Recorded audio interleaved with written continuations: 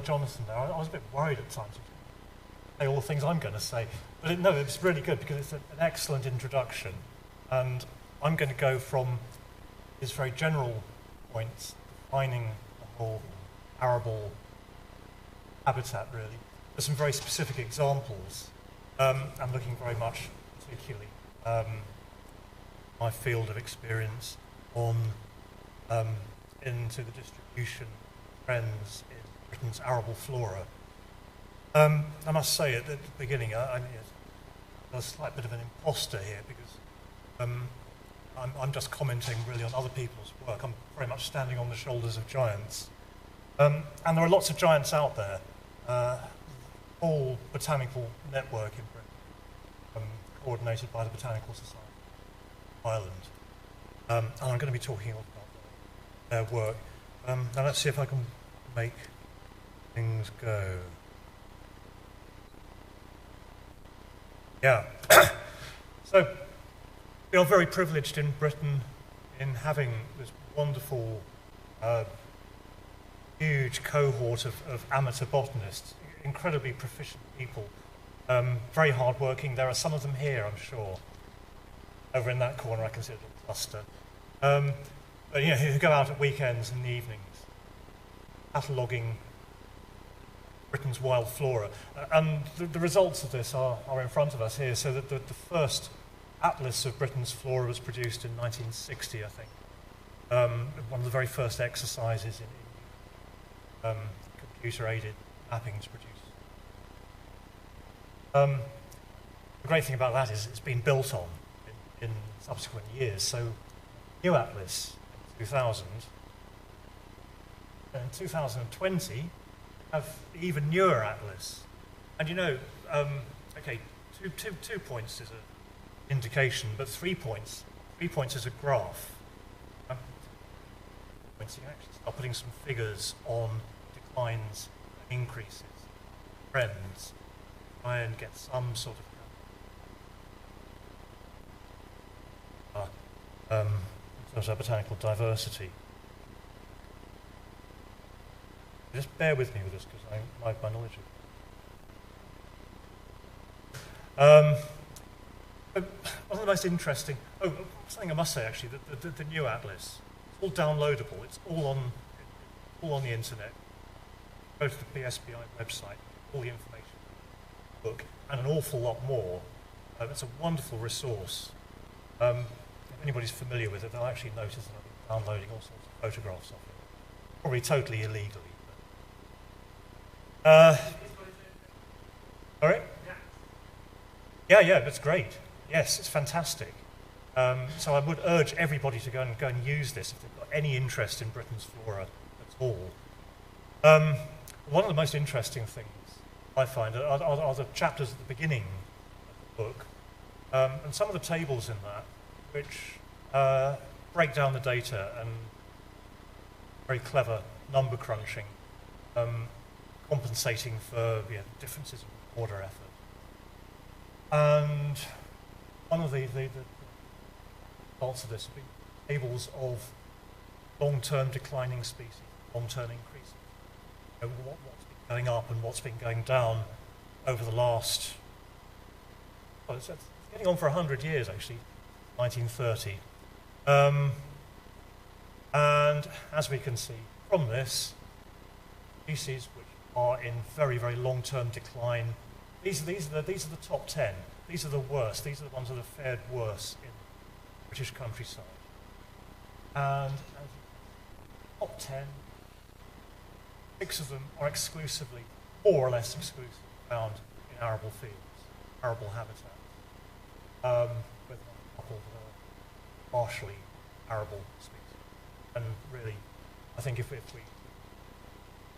had a closer look at these, looking at in terms of the triangular strategy, the competitor, ruderal, other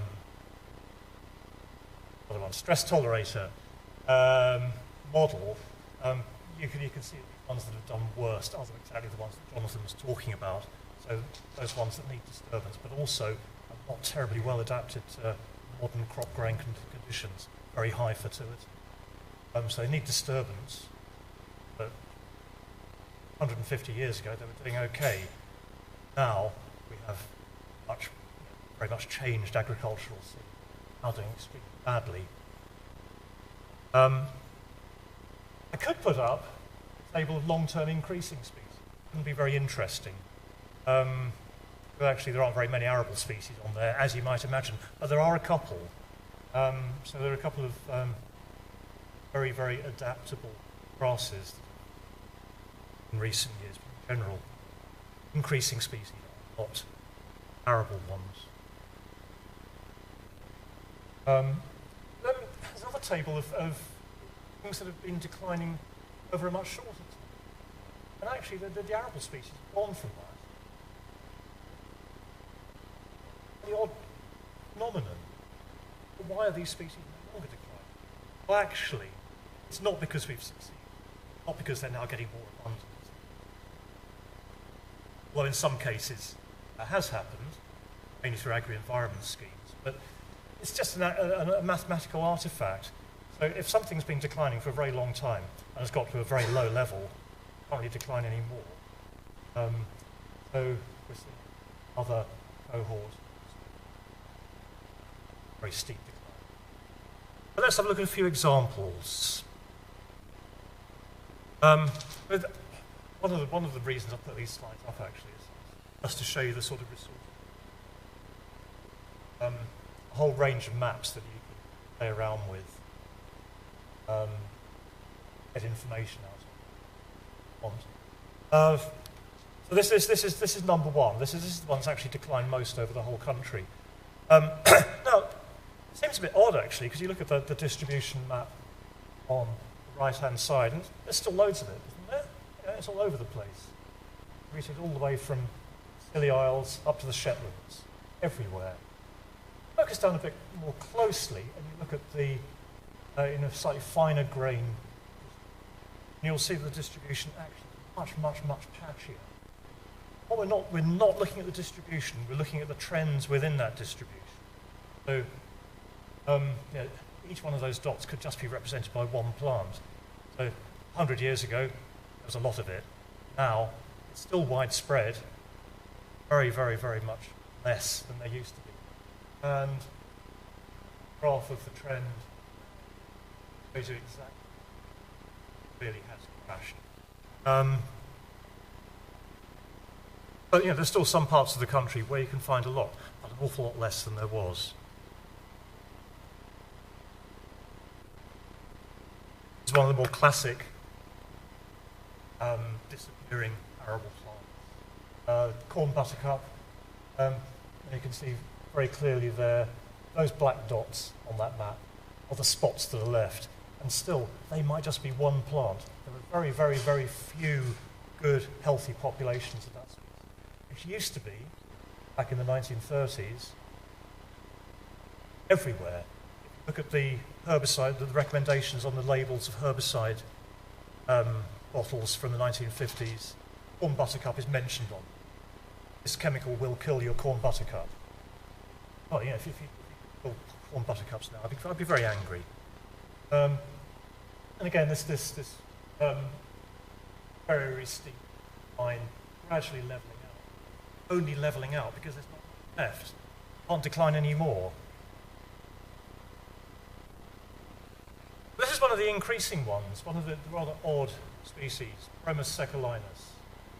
Smiling, one of them smiling. Yeah, it's one of the few that really has taken off, and you can see the very different trend there. So, in the past, common, declining through the 1940s. And then, God, what's happened to it?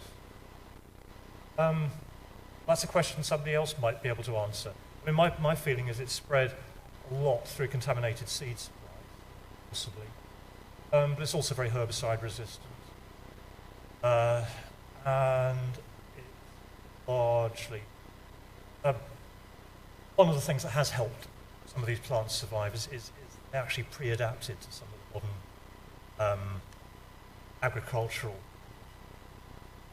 plowing earlier in the autumn.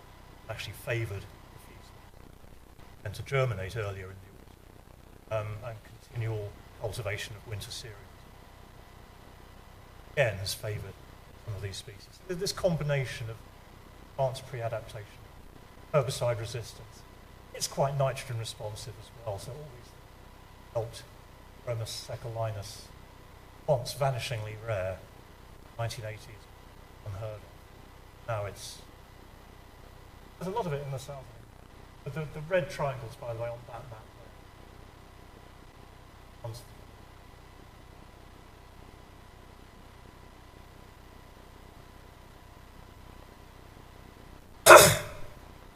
And another of the classic problem weeds.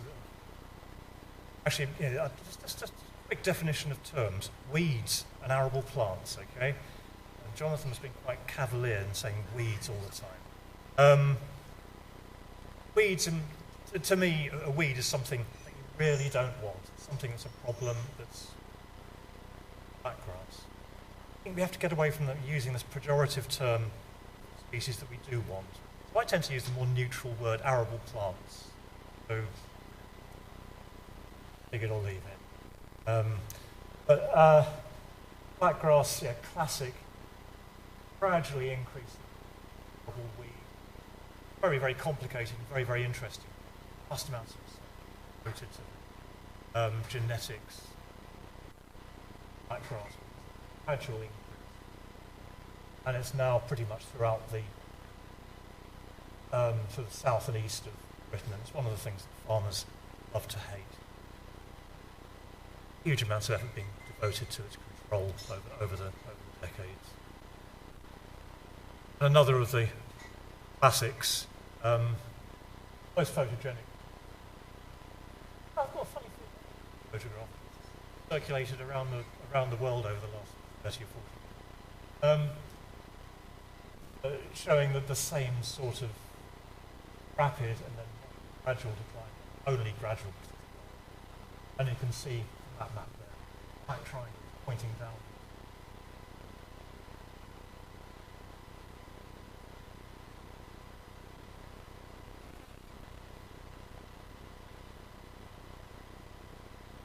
Now, the reason I put this up here, you can see a cluster of red triangles up the top. Northern England, in Yorkshire. Not the part of the world where you'd expect arable plants to be flourishing. And the one reason for this, one of those species now gets incorporated into annual plant mixes, landscape. It's out into the countryside. You find the odd plant of it growing on a road verge. And that goes down as a record. It does tend to skew, but that does tend to skew things a bit. So there's a number of plants that are commonly included in these pictures that do tend to distort our picture of how some of these species are doing. Quite a good example of that. They use the word native. Has not been traditionally associated with arable farming in the north of the country. And those records, but they do serve to distort things. Yeah, so we're on to my just summing up slide. And why has all this happened? Yeah, back to what Jonathan was saying earlier, long-term causes of decline. So going right back to the late 19th century, efforts to clean out impurities from seed that was being sown every year. That resulted in the decline of quite a number of species, like agrostemma, cockle, cornflower as well, probably Bromus seculinus. So farmers were making sure that their seed was much purer than it was. Development of competitive crop varieties, so crops that responded to nitrogen. And following on from that, massive increases of nitrogen application, arable fields, many-fold development of the chemical industry, the Haber-Bosch process, has many other evils as well, but it also served to unify arable farming, so much more nutrients go. But these squeezed species dropping out because of that. chemical weed control, there's not many arable fields in Britain, in Europe anymore, have not been treated with herbicides, control unwanted species. Field drainage, there's a group of species like wet field. They've gone because fields have been drained. Simplification of crop rotations. So in the 1970s and 80s, there was a large-scale switch from mixed crop rotations to much more simplified ones, mainly involving winter cereals. There's a move away from that now to a certain extent. There's more diversity of cropping now, perhaps, but still, crop rotations. Mechanization, and because machinery's got much bigger, then farmers tend to have taken out a lot of field margins. Field margins are the places where there's least intensity of arable farming. So they've lost these refugia, where many of these species used to find places where they could survive. And there's been a massive loss of low-intensity arable land from the west of England, and consequently a loss of grassland in the east as well. But a lot of the I'll come on to this tomorrow as well. Clive lumbered me with 3 presentations. Another one will deal with this polarisation. And more recently, the introduction of minimum tillage rather than traditional ploughing. And that has served, I think, to increase some species at the expense of others as well. So, bells have been going on. So I shall go and...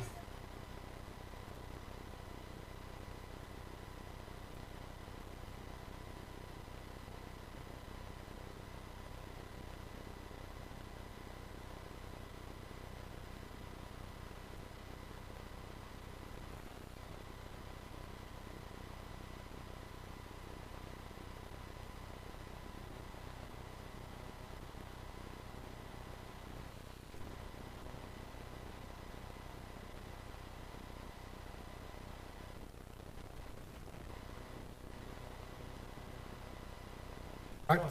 Thanks, Phil. Okay, again, you'll have a chance to ask Phil questions later.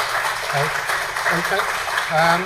And so our next speaker is Julie Ewald, and Julie is grew up in northeast Nebraska, and did her undergraduate degree and master's in the University of Nebraska, and did a PhD in Glasgow, parasitology. She started work on mapping the Sussex study data set, Game and Wildlife Conservation, less than 90. Currently principal scientist, holding the research on science. Thank you, Clive. Thank you. I've gone on to my first slide, so who knows how quickly we're going to get through this. So I am here to talk to you about the 50 years in vertebrate Sussex study. And as you would guess, the Sussex study takes place in Sussex, so it's a rather long way from here. It has been going since, well, the bit I will tell you about, since 1970 to the present day, but I'm just going to speak to you about changes from 1970 to 2019, so a 50-year block. And it was originally designed as a way to look at changes in gray partridge numbers. That's what it was designed for, and to look at gray partridge life history and things that affected gray partridges. So we record information in roughly 100 cereal fields per year, and we do that, we go out and we do surveys for arable flora, and we also take insect samples using a DVAC. Those 100 cereal fields that we try to sample every cereal field on the study area, about 64 square kilometers. In the last few years, we've had more cereal fields, roughly about 120 now. We also get information on crop rotation, pesticide use, and of course, I record it when we're out there as well. Let's see how we go. Okay, so the reasons for the gray partridge decline, I'm probably teaching my grandfathers to suck eggs here. But anyway, partridge chicks are completely dependent on insects food during their first 2 to 3 weeks of life. Intensive agriculture has reduced that chick food availability, and most of this we think is caused by pesticide use. there can be other things involved. So initially, of course, intensification of agriculture happened with an increase in herbicide use, which took out the arable flora, and of course the insects that feed on that. And then more recently, there's been increases in insecticide use, taking out the insects themselves directly. So this was what we based the work that we do in Sussex around. And most of the work, most of the analysis that we've done over time to look at insects in Sussex has been particularly on what's called those chick food insects that we've heard about already this morning. And there are 6 main groups that we work with, and those are spiders and harvestmen, ground and click beetles, leaf beetles and weevils, sawflies, moths, and butterflies, those caterpillars, non-aphid plant bugs and hoppers, and then aphids.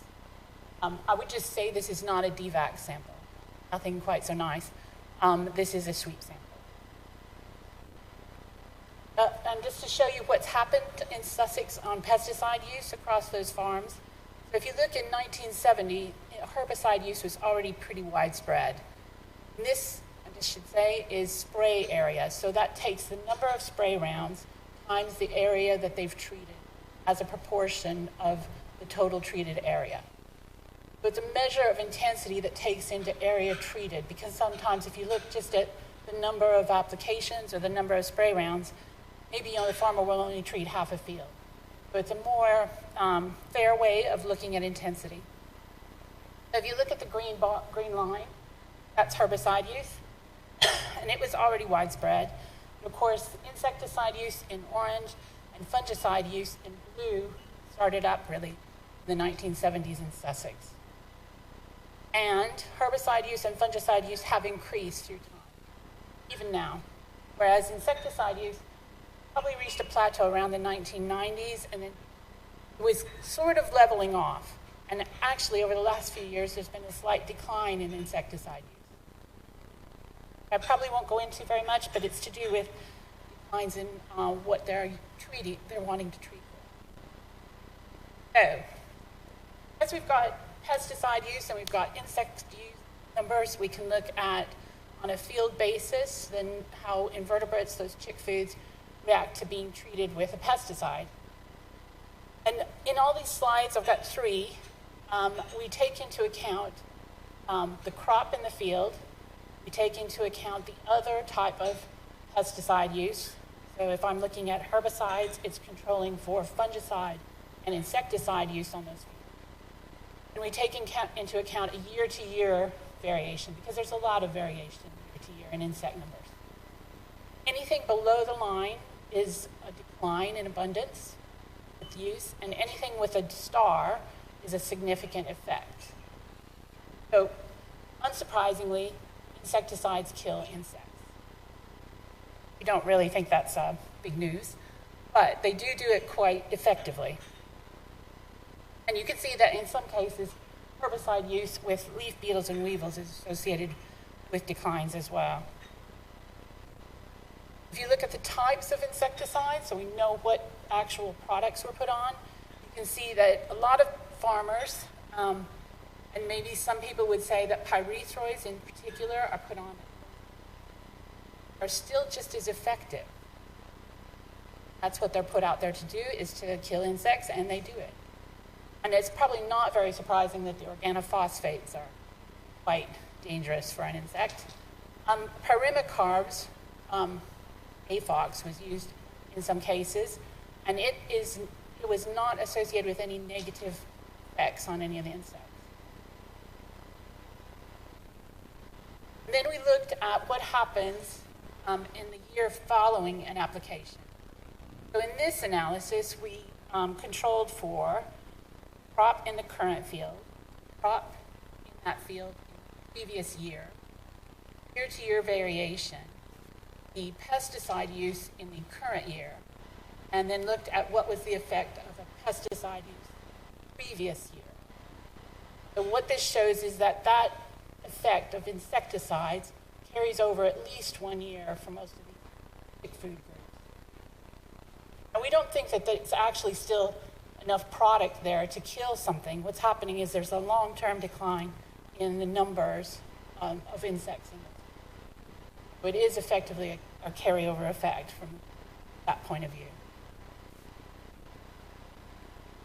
So if we look at the long-term changes over time, and I've showed aphids for a reason, those 6 groups, we've got significant overall declines for 3 of them, at spiders and harvestmen, ground and click beetles, and aphids. No overall change for leaf beetles and weevils and the non-aphid plant bugs, and an overall increase in sawflies, moths, and butterflies, which is mainly due to moth caterpillars. But that's in some other work we've done. One thing that's interesting here is that when Dick Potts, who really started the Sussex study, and some of you might have known, when he started it, he thought with all the insecticide use, there was going to be an up and a down, particularly with aphids and other pests. You can see that we really haven't had the same kind of aphid outbreaks as we did in the mid-70s. Everybody talks about those ladybirds that were all over. They were eating those aphids. And that's the last time we've really had a big aphid outbreak in Sussex. That was enough. First year, the farmers didn't really treat. Second year, they really treated. So, and every farmer that went through that period, I think, had a different mindset with how they viewed aphids. They did not want to have any aphids once they'd gone through that experience. Okay? So we've started to look at what was the effect on other invertebrates other than, not sure whose that is, other than the chick food insects. And we've looked at, we do not identify these insects to species by and large. We usually identify to families, sometimes to genus, sometimes. And we've looked at across 98 taxa, and of those, roughly 60% have declined over those 50 years. Roughly 12% have increased, and about 30 showed no detectable change across that time. So roughly, if you look at all the insect abundance, there's about a third percentage decline. But there's some very big numbers in there from different. It's a bit confusing and it uses detail to talk about all invertebrates at once. So we wanted to look at what were the drivers behind some of these changes. And we had information on long-term trends in crop rotation. And as Phil mentioned, I don't know if you saw this slide before, we started off with an area that was really dominated by spring cereals. It was part of a mix that included that. Winter cereals following undersown lays, and those are the light greens were the undersown lays. And then there was some permanent grassland as well. And now we went through the periods from the 1980s to about 2005. There was a real big area of winter cereals planted on Sussex. You can see set-aside coming in the mid-90s to the late 2000s or the early 2000s, where we've now switched to something that has a lot more spring cereal in it, but also has a lot more non-rotational grass, which is remnants of the old environmental sensitive area scheme started back in the 90s. The other thing we've looked at is the long-term effects of weather. We've also looked at extreme events, but I'm not going to talk about that here. But we've looked at weather, temperature in April to June, that's spring and early summer. And we've looked at total rainfall. And there is a pattern in the temperature. There's been overall a 1 degree Celsius increase across those 50 years in Sussex for that time period. And we've had some really big rain events as well, and some droughts. And of those long-term drivers of change, we looked at landscape, so that's the cropping composition, and also field size, which I thought we probably didn't have time to look at today. And field size on Sussex has increased through that time when we had those winter cereals, and it's now decreasing. So that the field size in Sussex is roughly what it was back in the 1970s now. Interesting. Anyway, and also the cropping composition. In management, we've taken the measurement of that as the herbicide, fungicide, and insecticide intensity. And then weather, which is temperature and rainfall in this case. Now, all of these explain a significant amount of change in the invertebrate community in those cereal fields.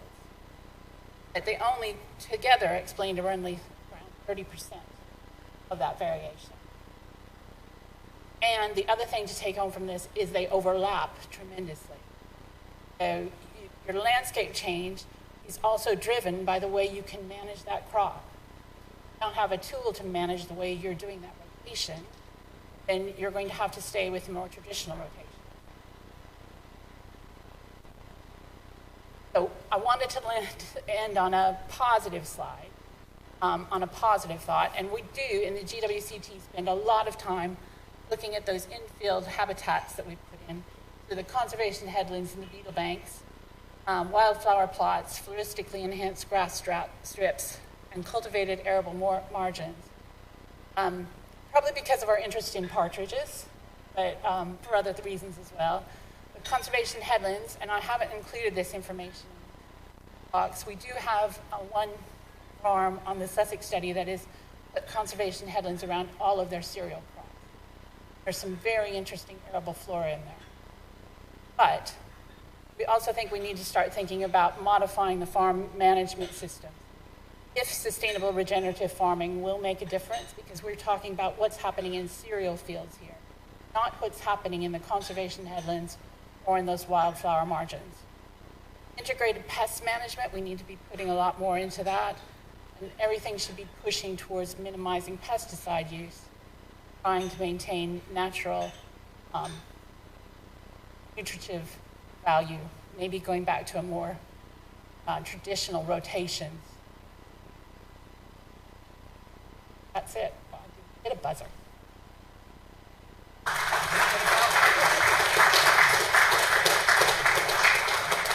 Sorry, Kyle. I'm always quick. Yeah. And maybe some questions.